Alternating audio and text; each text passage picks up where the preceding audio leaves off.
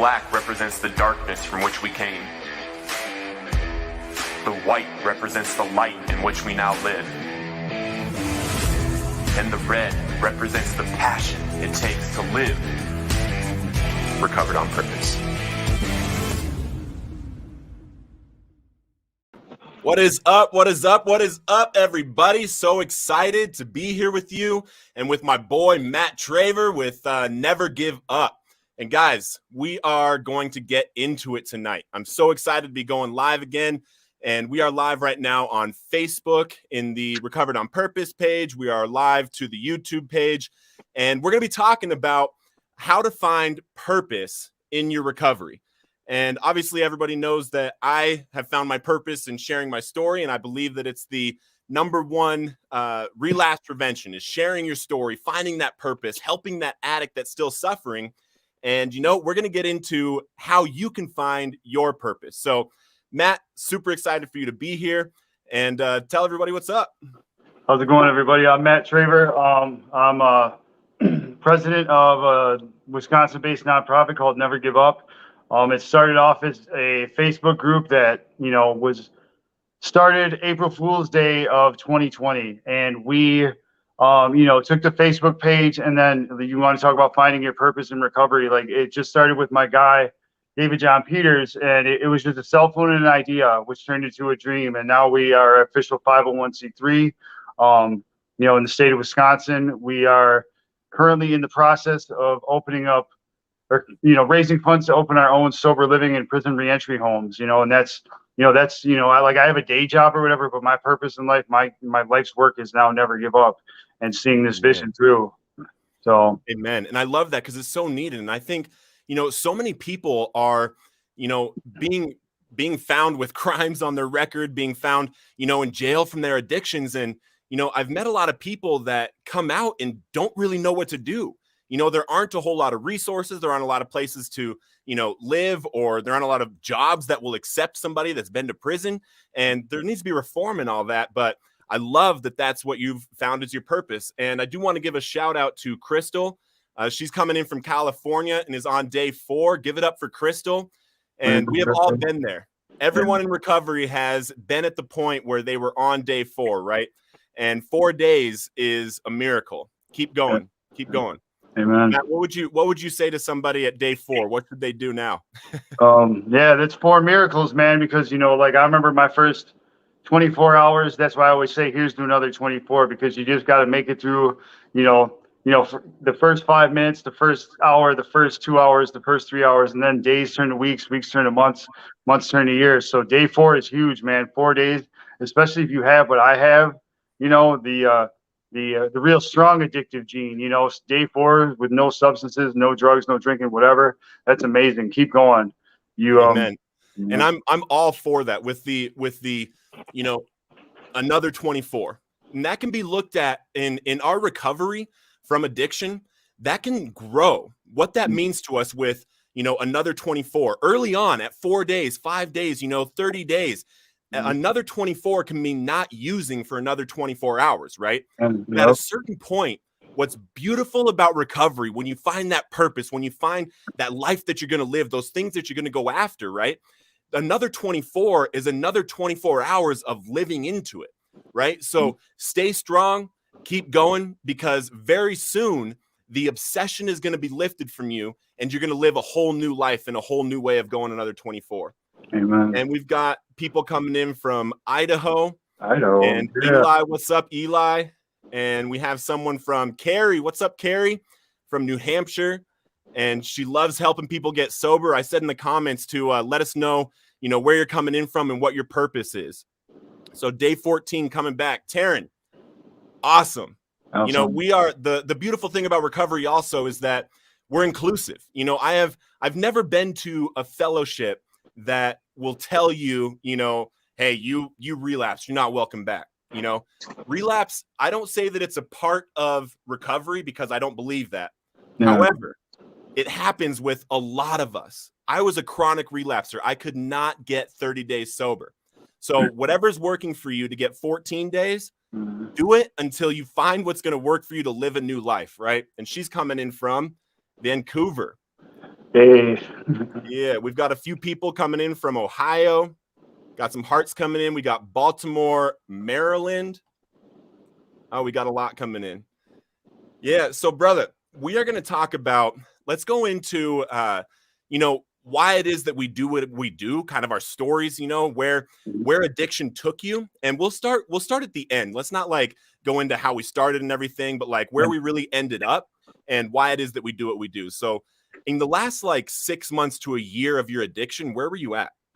The last 6 months to a year, I was basically living with a friend at a trap house, dude, in Green Bay, Wisconsin.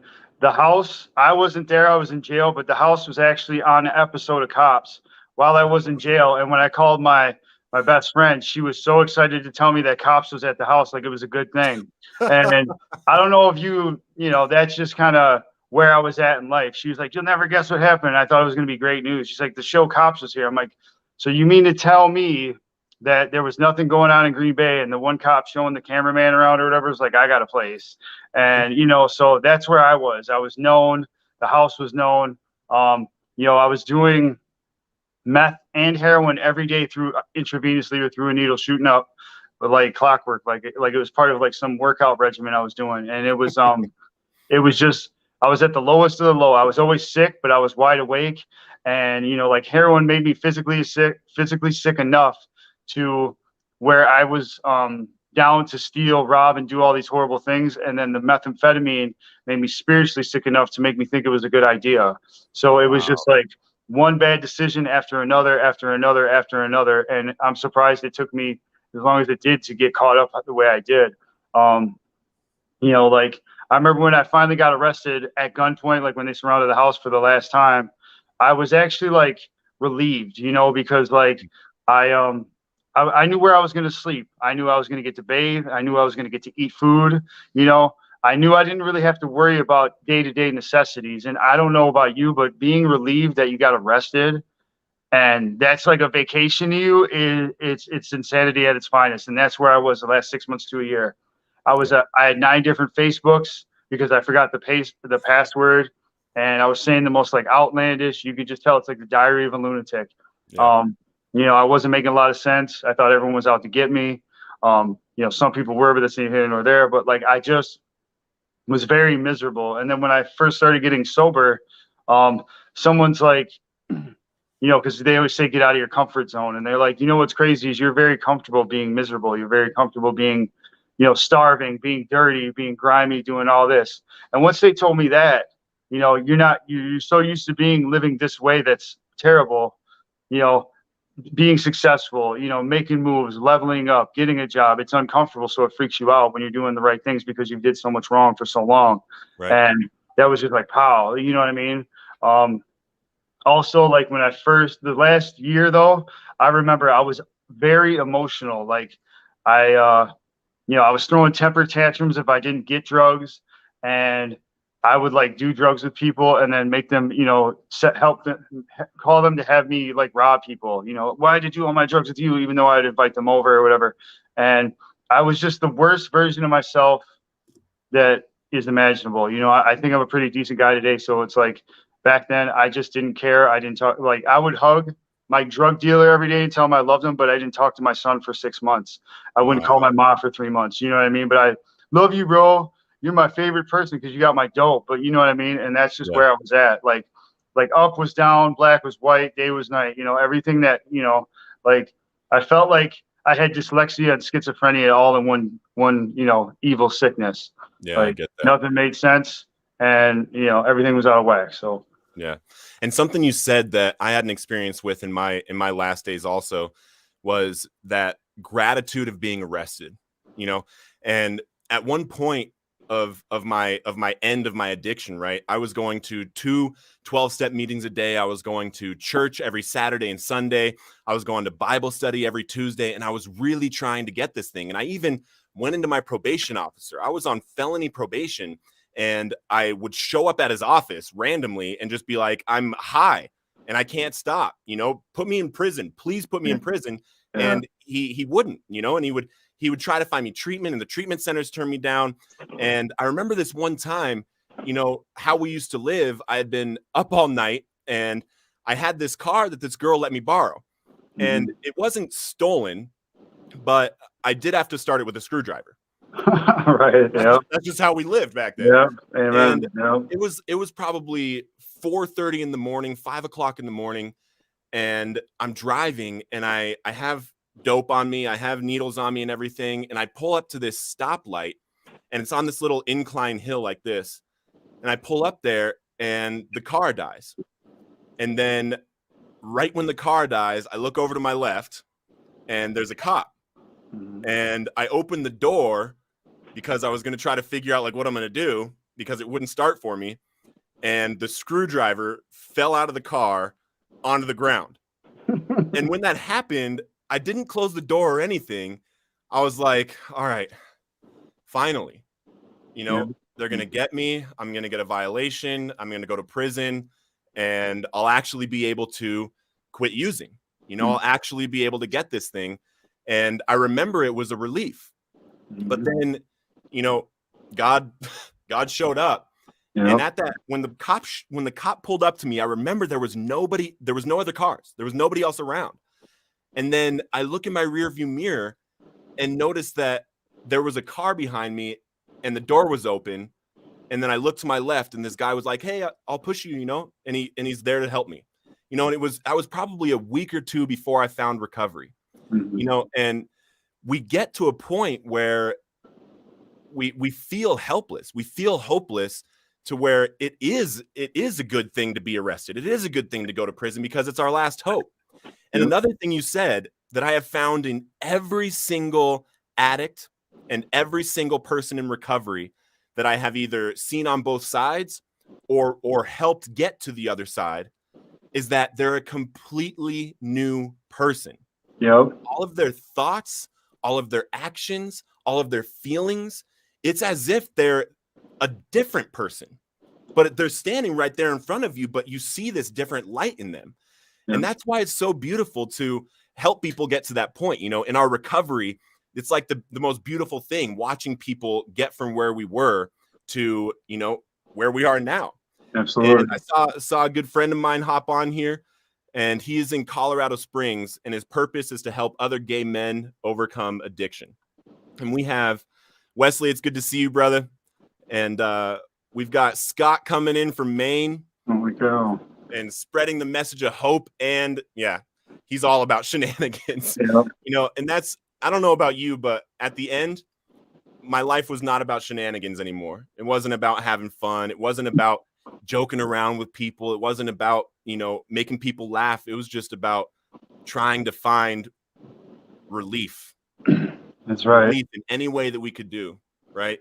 Yep. And so how did you actually find recovery? What did you do to relieve yourself of that obsession, that craving that you always needed to use? I had a bunch of like minimal arrests. Like I got arrested with a cotton ball, like just a rinse or whatever you want to call it at the casino. And then like I got bonded out for that. And then I got arrested with like 2 prescription pills and some stolen stuff. And then I got bonded out for that. But like I kept not going to court. And they had offered, Brown County, Green Bay, Wisconsin offered me, like their first offer was like 6 years in and 6 years out. And I'm like, for this minimal stuff, well, I have a meth lab charge on my record from 2009 that I got a slap on the wrist for. Another story for another time. But I never heard of drug court. I never heard of treatment court, specialty courts. It's called something different everywhere you go. But it was heroin treatment court in Brown County. And my lawyer's like, well, give it a shot. And then he's like, they'll let you out. And I was so ingrained in my active behavior. I'm like, they'll let me out. Sign me up, dude. And then he's like, but you got to do stuff to stay out. I'm like, yeah, whatever. And then I applied. They interviewed me. They denied me the first time. And then I resubmitted because they came back with 4 years in, 4 years out. I'm like, dude, there's no way I'm sitting in prison for this, And then I reapplied, and when we're in active addiction, we're good at finessing people and saying the right things and doing the right things. And, but they accepted me. And then, I was like, all right, cool, I'm going to get out. And then I had warrants in other counties. So they let me out, and I'm like in northern Wisconsin, and I had to get extradited or transported to the state line of Illinois and Wisconsin in Beloit, Wisconsin, Rock County, because I had a shoplifting warrant there, and they let me out, and they just released me in the street. Like no one came and got me. I'm like, oh shit, they don't know I'm out. So I'm like, I can, like, because when you get arrested and you have to stop using, like when you're sitting there locked up, you want to tell yourself like, just one more time, I just want to get out of my system. And then so that's what I did. I came back to Green Bay. I ran into a friend of mine. He gave me 2 big, ridiculous bags of methamphetamine. And as I'm loading up a rig or whatever, he's like, don't you have to go to drug court tomorrow? I'm like, not anymore, And then but I got an OWI. I went on the run. They brought me back to Rock County. I had a warrant in another county. And long story short, after all that, like there was a lady who visited me from Brown County when they were about to release me in another county. And she's like, we want you to get out and not call us. We're just going to lock you up and be done with you. And we're going to max you out. So keep playing with us, dude. And I mean, I was cuffed up waiting to go to court. And she was like in my face. And I thought she was going to do something to me. I'm like, guard, get her away from me. I was free, like, cause you really like let me know. And so I came back to Brown County. I turned myself in. And, the requirements are 3 meetings a week, and then you got like intensive outpatient, aftercare, random drug testing. And I was kind of, I didn't really know anything about recovery. And I always toyed with the notion of getting sober, while I still had dope, tomorrow I'll do it. But when I ran out, I'm like, I got to get more. But, and I had about 41 days clean.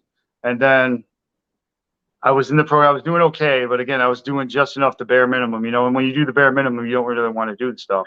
And then I got a week sanction because I relapsed January 2nd of 2018.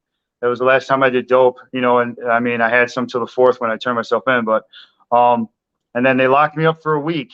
And that same guy that handed me the 2 bags of dope when I came back to Green Bay, he had gotten arrested. He had set up his plug for like 7 pounds or something, and they still gave him 20 years in the feds. And like, I passed him in the hallway in the jail, and he's like, he told me what happened to him. And he's like, dude, you're too good a guy for this. Get out of this life. And I'm like, okay, bro, and 20 minutes later, we all went to our units. They locked the jail down. I woke up the next morning and found out that my friend hung himself. And that was the last thing he said to anybody. And then I'm like sitting in jail, and you know how jail stinks. And then like you're listening, and you're locked in your cell, and they slide your little crummy tray of food. And, and I'm just looking around, I'm hearing everybody banging on the doors. And I'm like, this is not how Matt Traver's story ends. Like after that, I was all in. I pushed my chips to the table. I'm all in, dude. I'm like, this is not how I'm going to go out. These aren't going to be the last walls I see. These aren't going to be the last stories I hear from other people, and, I'm not grateful that happened to him because, like we have people that we use with, but that guy was my friend. His name was Chris McConney, and he was like legitimately a good guy. He just got jammed up like some of us do, but like him passing away, or his taking his own life because what was gonna, his future ahead was so bleak. It ultimately saved my life, and it made me want to get clean and sober and actually live that way. Then I started, I went back to my first meeting. It was at this little cafe in Green Bay, and I was so like, because everybody knew what happened to me, and I had like that guilt, that shame, and I was fighting with the lady I was living with, and then I was texting my guy because I actually wanted to get more, because I just felt so guilty, and I felt like I was being judged. And I went to get up to leave, and this lady is my saving grace. Her name's Cassie. She like snaps and points for me to sit down. I'm like, yes, ma'am, and the meeting ends, and she's like, hey, how are you? Where you been? I'm like, I really have. She's like, so you're in jail? And then she grabbed me and hugged me.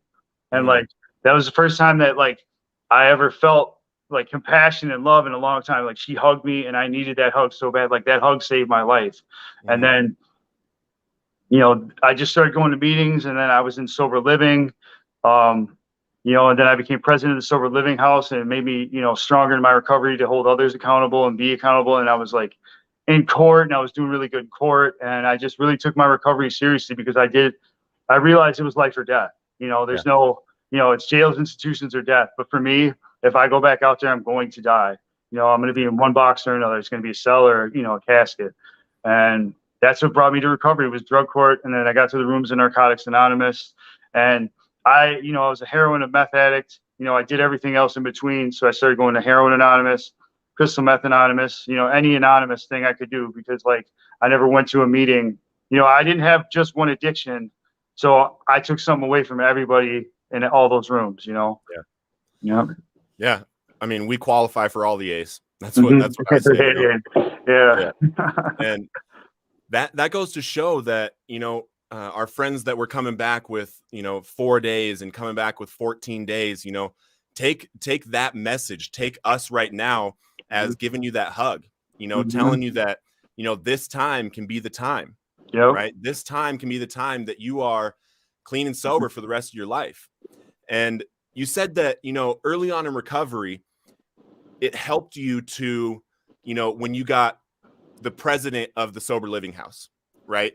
So what would you call becoming the president of your sober living house at that time, right? Yeah. What this show is all about. That's right. It was your purpose at the time. And Yep. that's what I'm talking about. That's why Recovered on Purpose is the brand. I believe that the number one relapse prevention is finding a purpose and a mission for your life beyond your past. That's right. And Amen. when I say beyond your past, that doesn't mean like leaving your past and never talking about it again. It means not being that person again. It means, like we were talking about before, being a new person, being a new creation, and taking that purpose, all the lessons that you learned, and helping other people with them, holding people responsible in a sober living, right? Yep. And when I got sober with the 12 steps also, and I don't associate with any specific fellowship, and reason being is it didn't work for me. It didn't work for me to go to those meetings every single day, and it didn't work for years, and I know a lot of people that it's worked for, to go to the meetings, connect with the community, and find that community that really builds you up, that keeps you sober. You hold each other accountable and stuff like that. And for some reason, it never worked for me. Yeah. But after I had a dramatic experience with Jesus, met him face to face at IHOP, that still wasn't enough to relieve me of the craving and the obsession and that kind of stuff. But on day 11, I heard someone's story, right? I was listening to YouTube videos constantly. I was listening for a recovery message to tell me what to do now. And this guy talked about the 12 steps in a way that I'd never heard before. He talked about doing them quickly and powerfully, and like in a few days even sometimes. And he said, don't take longer than a week on your 4th step. And the way that he talked about it, it was like, that would work for me, and the way he told it, he talked about, where he was, and he was trying to get sober and trying to get clean and all of these things for so long, and going to these fellowships and not having it happen for him. But then when he started the steps and he did them, rigorously, honestly, and quickly, the obsession left him. And when I connected with him with the way that he felt and all the things that he had tried to get sober, and then he told me what to do in order to get sober like he did, and I did it, and it worked for me. I did my 5th step on day 25, clean and sober, and on day 26, the obsession left, and for the first time since I was 12 years old, I had no desire to drink or use, right? And that's why I believe, like, it's so powerful for each one of us to share our stories, for each one of us to talk about, how we got clean and sober. Because I'm a huge proponent for all the fellowships. I strongly recommend anyone in recovery to get that community. I'm involved with fellowships, but I don't attribute the fellowship to actually getting and keeping me sober. That's not the reason why I'm a member. But for some people, it works. And when they talk about that, they can find other people that it works for to tell them to do that, right? So let's talk more about Never Give Up, your purpose now. And and the reason you found your purpose, and it almost seems like the people that you are working on your purpose for are people that are in the position that you were in. Is there a reason why that is connected? I just remember what it was like to be where they're at. I never forget, you know what I'm saying? Because like some people, they get, sober or clean, and they get it, they get some years under their belt, and they forget what it's like to be broken, discarded, alone, and like for me, again, with the sober living deal, like, to have a place to like do your laundry and put some food up and set up like a base camp, you know, and just like be able to lay your head without wondering where you're going to sleep tonight, you know, then you can focus on like getting a job, getting to your PO stuff, you know, just the minimal things that most people that never had and, you know, an addiction or whatever take for granted. You know, because like I've lost everything more times than I can care to count, you know, and sober living and the purpose of, you know, the never give up homes. You know, it's my way of paying it forward to the people who were there for me for no reason except to help me get where I'm at today out of the kindness of their heart and the love of the program. And you know what I mean? Just to show me a better way with no motives. Their motivation was to help others. And like, there's so many people that I don't owe anything, but there's a few people that I owe everything. And that's why I do what I do, you know, like the founder, David John, he was my best friend and he passed away last, you know, 18 months ago, a little over a year and a half ago. Yeah. And I remember when I met him, we were at a meeting in, you know, some small town up north in Wisconsin. And he had the same look I had when I first started coming around the sober circles. You know, he's like, well, these people are weird. They're all nice to me and they don't want nothing from me. And he had a Vikings jersey on. I'm from Minnesota. So we started talking about that. And then like, you know, I just remember being, you know, and he was my, you know, because I had friends in recovery that I used with that I found in the rooms, but he was the first person that I befriended after I got in recovery. You know what I'm saying? And then like, we just like talked about real life stuff and goals and ambitions and like, you know, we call it leveling up. You know, some people call it raising the stakes or whatever. We say level up and never give up. And, you know, that's why I do what I do, because I just know what it's like to be starting from the bottom. And if it wasn't for people that I hardly knew or didn't know at all, hey, you need to ride to the meeting tomorrow, or hey, you need to ride to your PO appointment or whatever, or hey, I know about this job. You know, just for no reason, just except to see me do better in life. Yeah. I want to pay that forward. You know, I'm not worried about money. I'm not worried about like, you know, the likes or the clicks or the clout or whatever that comes with it. I don't care about none of that, dude. I just want to see everyone be the best versions of themselves, because we all have the potential to be great and do great things, you know. And if it takes a little bit of time, a little bit of money, a little bit of effort on my part to make a big impact, then I'm all for it. You know what I'm saying? So many people did it for me, and it would be a slap in the face to those people that helped me not to pay it forward and repay the example that I was shown, if that makes sense. So, So what does it feel like? Because this show is about finding your purpose in recovery, right? And every single person here that's on this live or is watching the replay, you know, they have a specific type of person that they want to reach. Just like Wesley was saying, he wants to help gay men with finding recovery, you know, and that's a niche of people that he specifically wants to help, right? And there's a reason for that. Each one of us has a purpose and a calling in our recovery, have a people group that need us, right? And so how does it feel when you actually have that experience of giving of yourself, lowering your own needs and giving of yourself to help someone else and watch that person change? What does that feel like?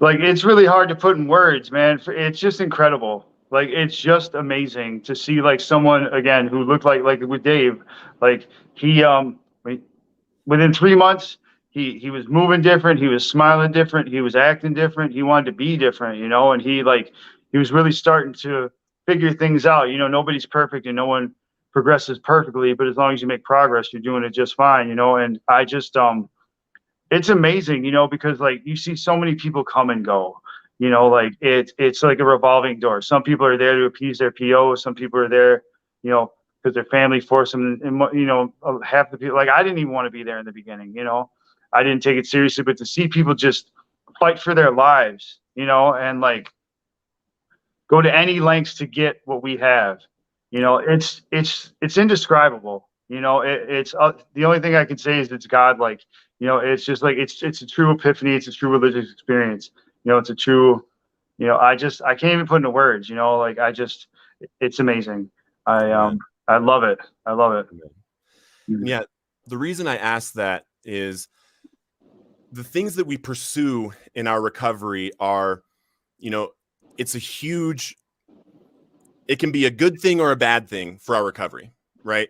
And the way that we feel when we help someone, the way that we feel when we give back is literally how we stay recovered.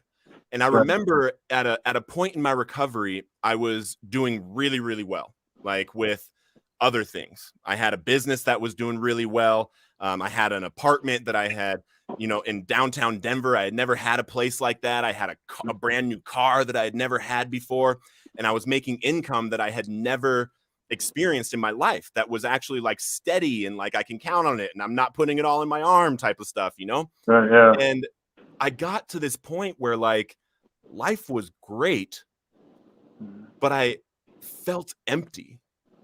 And I was sitting there with like a little over a year and a half sober, and I started getting feelings and thoughts like I wanted to die again because Yep. I felt like, oh my gosh, I have all these things in my life, all these things that I thought that I always wanted, and I feel empty, and like, what is life about then?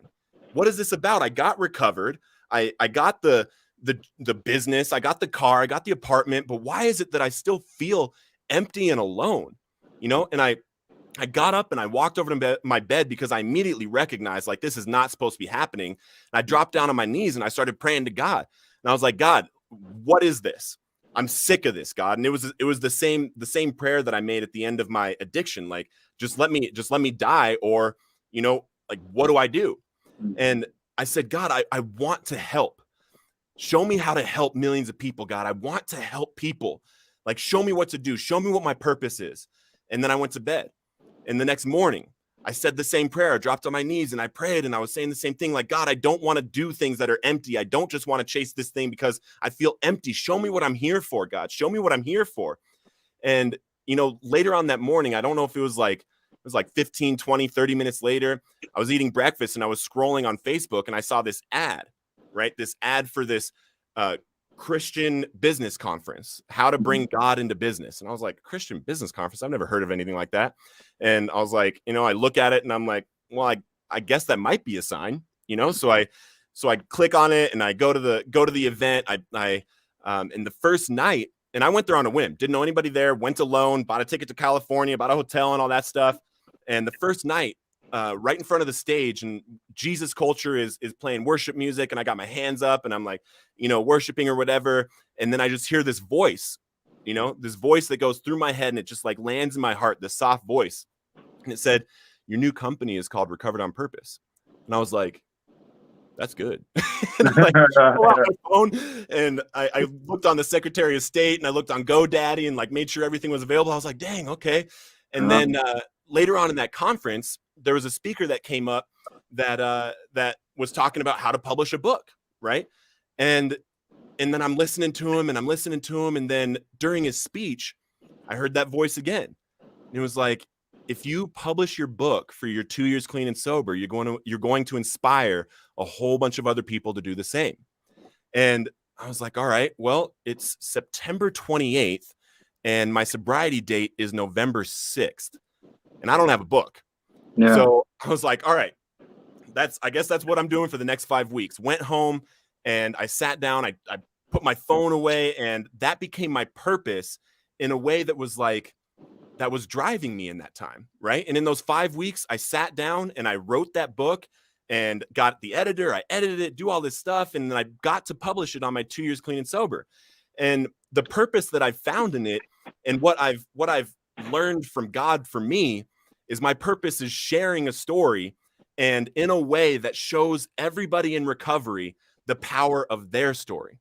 That's right. Because I'm very clear, I do not believe my story is some kind of extra special, powerful story. I believe my story is a recovery story. And the percentage of us that actually get clean and sober from addiction, from shooting up heroin and meth and smoking crack and drinking like some people drink and doing cocaine like some people do cocaine and pills like some people do pills, most of us do not recover. Oh. And us that do, we're such a small minority in this community that it's so important that we say how we do it, because everybody has a different path to recovery. And everybody with that personality out there suffering needs to know how you did it, right? And that's why when I'm, in my recovery, if I'm ever like not feeling great or feeling down or something, I will either go find an addict suffering to help, or find somebody that I can help people. That's my purpose. That's literally my purpose. And I love partnering with people like you and people that are holding, sobriety houses and sober living houses, and sharing their stories and helping the addicts out there in the trenches. And I do that stuff like one-on-one, I help people like through 12 steps and stuff like that. But I've found that, I want to help addicts in recovery help addicts, Yeah. No, 100%. Like, that's one thing. Like when you're new to stuff, you go to your skill set, what you're good at. And like in the streets, I was always like a very good middleman. I always knew the guys who had the fire, and where to go to find this and find that. And that's kind of like what I do now with Never Give Up. I know all the fire dudes at Heroin Anonymous or whatever. And then like, at Never Give Up, we invite people to share their testimonies, as a live speaker, kind of like I'm doing here now. But because I remember when I first started coming around the rooms for 3 months, I didn't really say anything to anybody, even after my relapse. I'd say hi to that lady, Cassie, I'd hug some people, but I would just sit there all stone faced. And I remember the first time I went to a speaker meeting, and I can't remember his name. I just remember what he said. He said he had almost beaten his wife to death. So, in front of his small child, and she still kind of, messed up from it. And he had to deal with that guilt and that shame, and like him, and then seeing him living happy, joyous, and free after he did that. And then he went on, down the road of all these other things that he had done. And I'm like, if he can live happy, joyous, and free after all that stuff, because, and we're, early on, you still judge people a little bit. I'm like, I got nothing on this dude. So I'm like, I can do it too. So that's why I invite people. And again, there's no silver bullet to getting clean and sober, finding recovery. But like, that's why we invite people from different fellowships, different groups, Smart Recovery, whatever worked for you. And I get a lot of criticism from certain people. They're like, it's got to be this way or it's got to be that way. I'm like, then come tell people how you did it. Yes. Maybe someone needs to hear what you want to say. The floor is open to anybody, because again, I know the power of testimonies and people sharing their story, their deep, dark secrets, and letting go of it. Because like, if you keep that stuff bottled in, it'll consume you like a tumor. Once I started talking about stuff to people, writing down stuff on my fourth step, learning my part that I played, whether it was my fault, and it was usually my fault, but there was things that had happened to me, as a younger kid that weren't my fault. But like, because my recovery story it's a series of moments. Some I became a prisoner of for a long time, and there was moments later on in life that actually set me free from the chains of addiction. And if I didn't hear other people talk about it openly and honestly, I don't know if I'd be where I'm at today. Like I was sexually assaulted as a child, and then as I got sober, I was living with a female who she was beating the hell out of me, and I didn't work a program. I didn't work any steps, but I just thought it was like karmic justice that like I was with this lady who was like beating me up and like abusing me verbally and, just belittling me on a regular basis. I thought I had it coming, and then I was in my probation officer's office and she hands me a domestic abuse pamphlet. And she's like, start checking these boxes. Cause like I would go in with like defense wounds, like, nails in my, from her not hitting me. And except for something about being pregnant, I checked all the boxes. Wow. And I'm like, holy cow, I'm a battered spouse, or whatever, not, it's funny, but it's not, but at the time it was just like, holy shit, I'm in an abusive relationship and I'm the one being abused. Yeah. And, it's hard for guys to talk about it, whether, you're sexually abused at a young age, because there's shame in it. And, we're young kids. We don't know what's going on. We trusted someone and they stole our innocence type deal.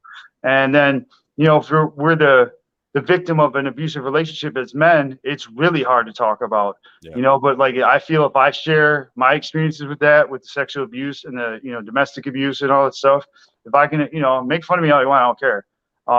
I let go of it. I learned how to, live with it. And I learned what was my role in all of those things.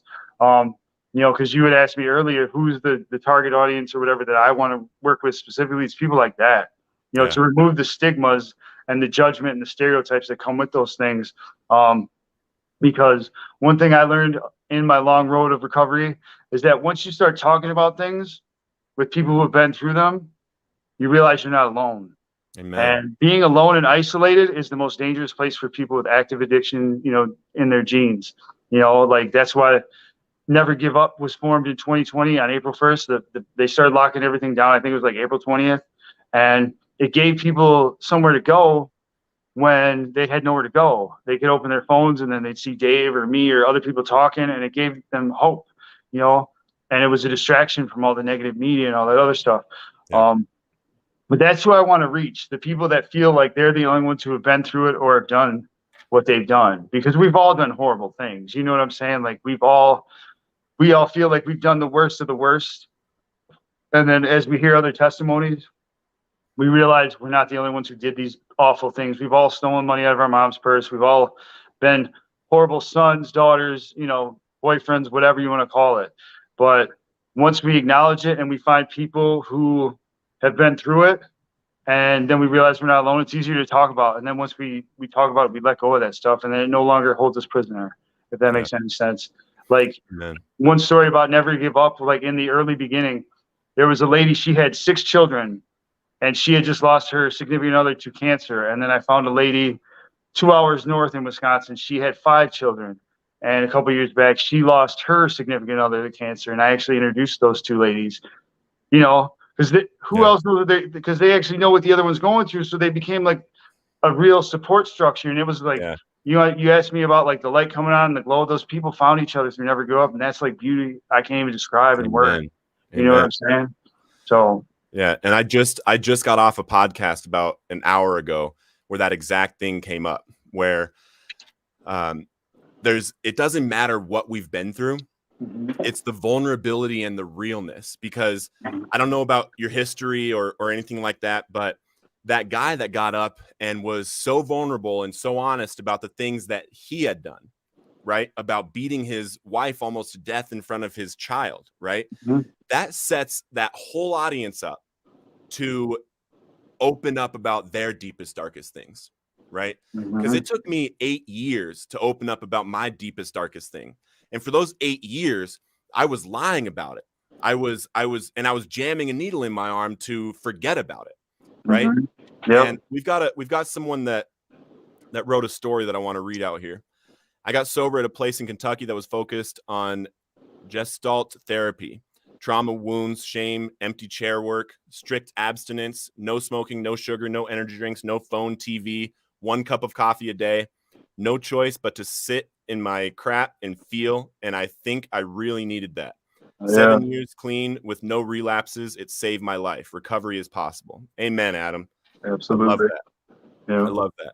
And I quit smoking cigarettes on day 30 clean and sober. And the reason why I did that, and I remember that because I did this all, I don't want to say on my own because I had people helping me, but I was alone. I didn't have treatment. I didn't have like a program to go to that cut everything off. So I was basically just talking to God and doing what he told me to do.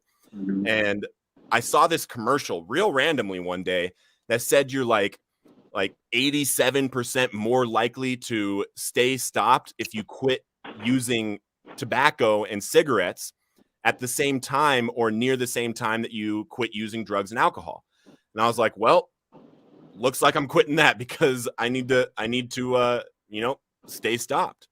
And I think it's powerful. I mean, obviously there's everyone's own choice is their own choice with everything they do. But if you're doing something that you don't want to be doing, there is a way out. Because you're looking at 2 people on this live video that used to intravenously inject heroin and meth, the most addictive substances on the planet. And we're sitting here in front of you. One with, how long do you have now? July 4th, it'll be 4.5 years. 4.5 years. Yeah. And I've got like 4 years and 7.5 months. So I'm just kidding. Got me there. Yeah. You'll find out more in about a month and a half. I'll tell you about it. Right on. But that's the awesome thing. Like in recovery, we have a community. Like Matt and I have been together in person twice. Yeah. twice, Yeah. and at two different recovery events, and we stay connected, and we're able to build this community and support each other in our own purposes, right? To share our stories with our communities, to, spread that hope, spread that recovery. And, it's an amazing feeling in recovery. And I want everyone to tell me what your purpose is right now, what you think your purpose is, or tell us if you're looking for it. Jennifer says, awesome, proud of you guys. Thanks, Jennifer. Yeah. And I think there's a way that every single person on this live could get their purpose out of this live, right? And what I believe is you look for the specific niche of people that you want to reach, and you find that specific niche of people by looking at your own experiences from your past.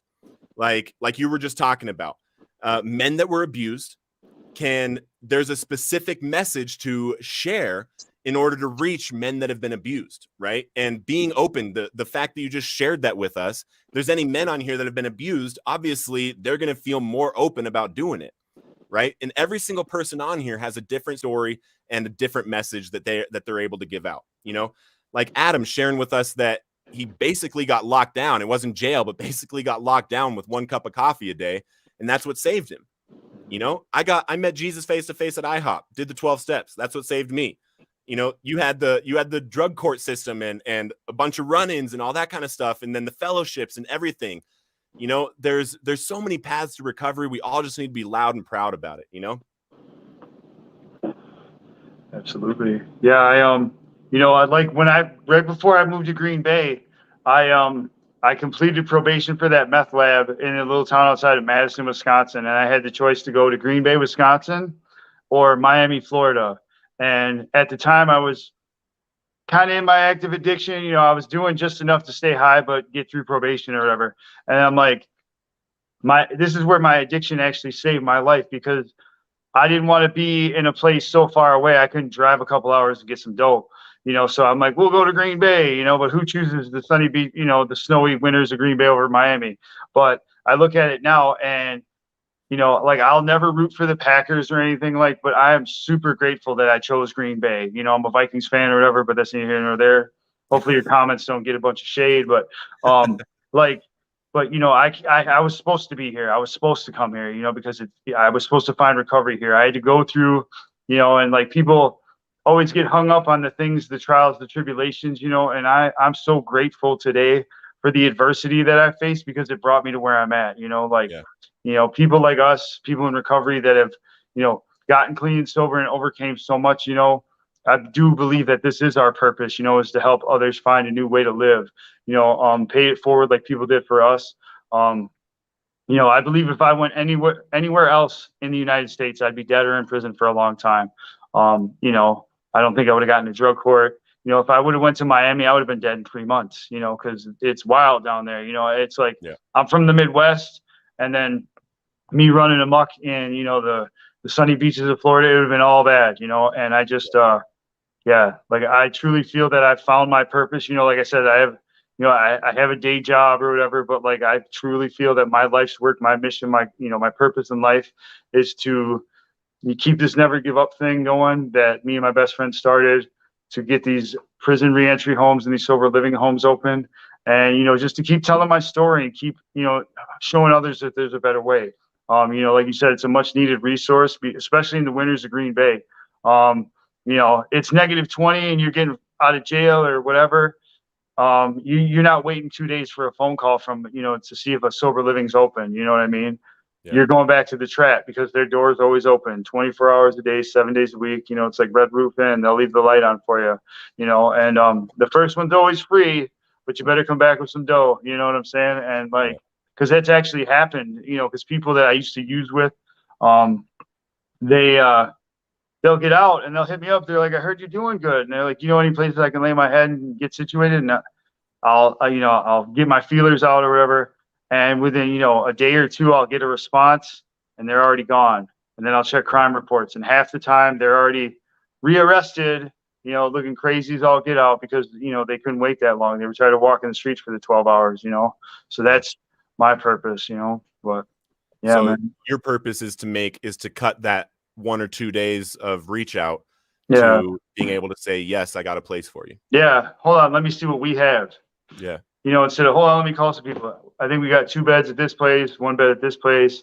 I know of another place, you know what I mean? Because once you have that, you start linking up with more people and then you know what I'm saying? You start linking up with people and knowing what they got, just so you know that working relationship with other places like that. Because right now we're still pretty brand new. Like the Facebook group's been, going on for 2 years or whatever. But the 501c3 was official as of January 1st of this year. It was a long, rough road, but we never gave up. So like I feel like by the end of the year we'll be good to go on our first one. We just had a fundraiser. We're slowly but surely getting where we need to be. But we're progressing perfectly. I think. We had a lot of stuff to work out, but we're on the right track. I work with a great board of people. If some of them are watching, I love you guys. Wouldn't be able to do what I do without you guys. Thank you for all that you do. But yeah, that's where we're at right now. Yeah. Mm-hmm. I love it. I love it. And I'm going to do something. I actually haven't done this yet, but I actually am giving away my book for free. So it's the if you haven't seen me live or you haven't heard my story or anything, I published a book called From Chains to Saved: One Man's Journey Through the Spiritual Realm of Addiction. And I published it for my 2 years clean and sober, November 6th of 2019. And I was able to, that's how I found my purpose, was sharing my story and watching people and watching the messages come in and the emails come in of people that found my book from all over the world. I've gotten messages from South Africa, from Sweden, from every state in the United States, and books being sent to jails and things. And I made it so that you can actually get a digital and audio copy totally free. If you go to fromchainstosave.com after this broadcast, because we're about to sign off. But if you go to fromchainstosave.com, you can pick up my book for free. And Matt, if you were to give advice to anyone out there that is in recovery right now and looking for purpose, how would you tell them to find that purpose?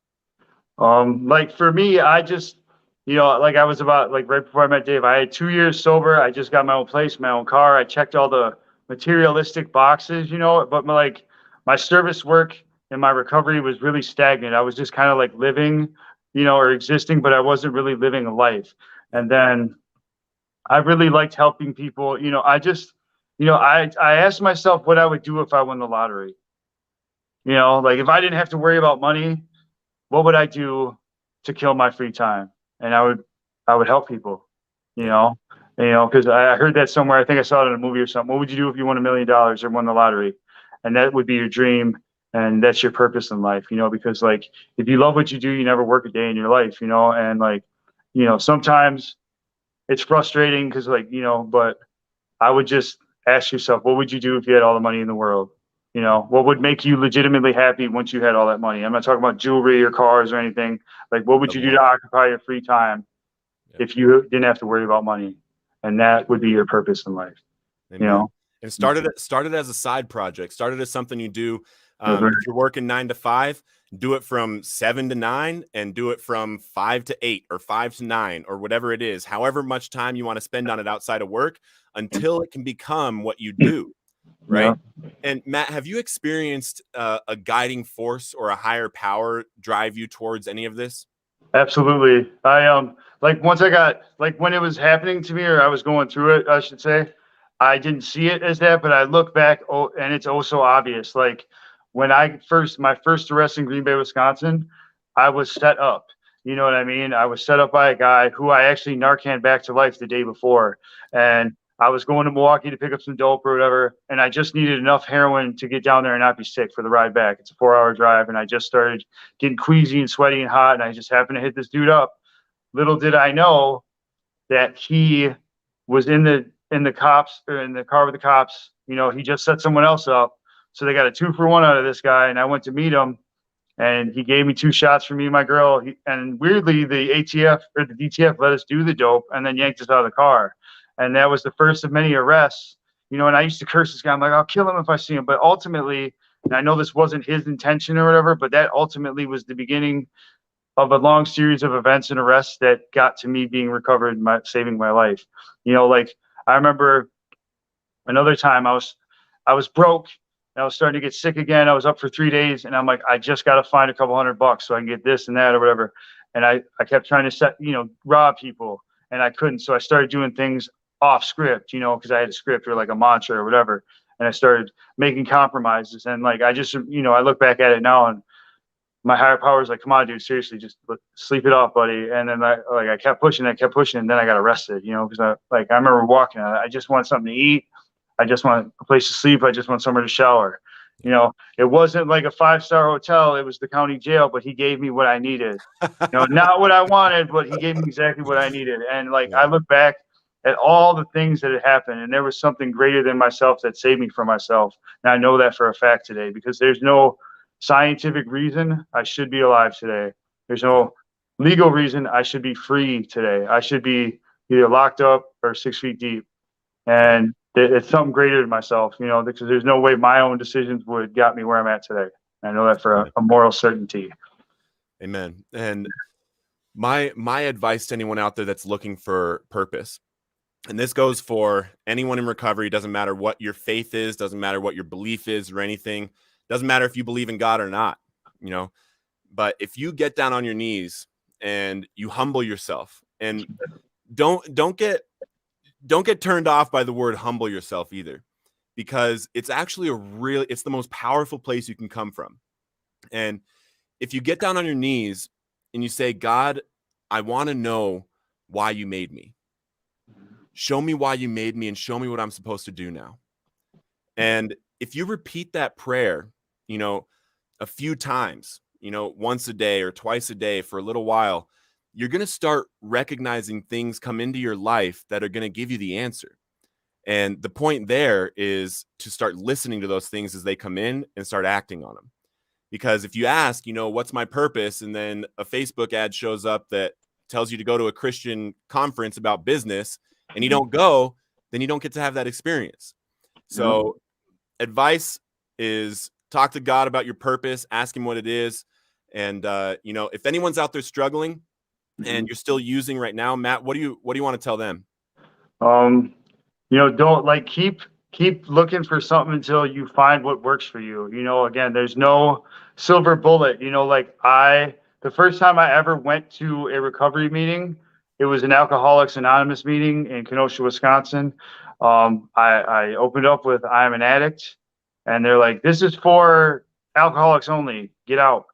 And that really turned me off. But like, it just made me, you know, turned off to, you know, recovery in general. Cause I'm like, these people don't want to help me. They're just whatever.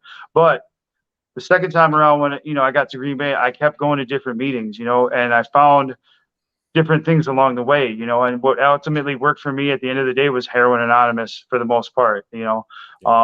You know, and I just, also, you got to find something. Your recovery has to be first.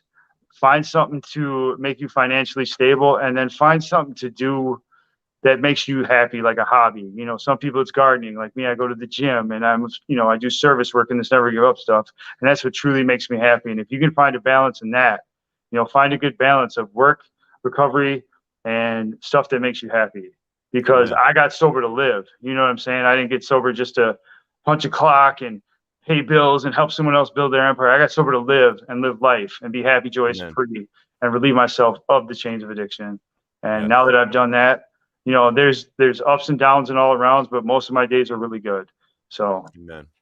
Matt, thank you so much for coming on and blessing the community. Everyone that's on here, thank you for coming on, and let us know if this touched you, if it helped you out, if you're struggling with purpose, or if you want to reach out to either one of us. You can reach out to the Recovered on Purpose page anytime. And Matt, how would they find you? There's a Never Give Up Facebook group. It's NGULU. It stands for Never Give Up, Level Up. We also have a website, or you can message me personally. If I'm not available on Never Give Up, we have a great group of people. Just make a post. just invite yourself to the group, agree to the rules. There's unbelievable love and support with no judgment on that page. And there's someone there that's struggling with anything, and there's even more people that overcame what you're dealing with. So feel free to reach out to us or never give up at any point in time. We're happy to help. Amen. Awesome. Thank you so much, brother. Thank you everyone for being here.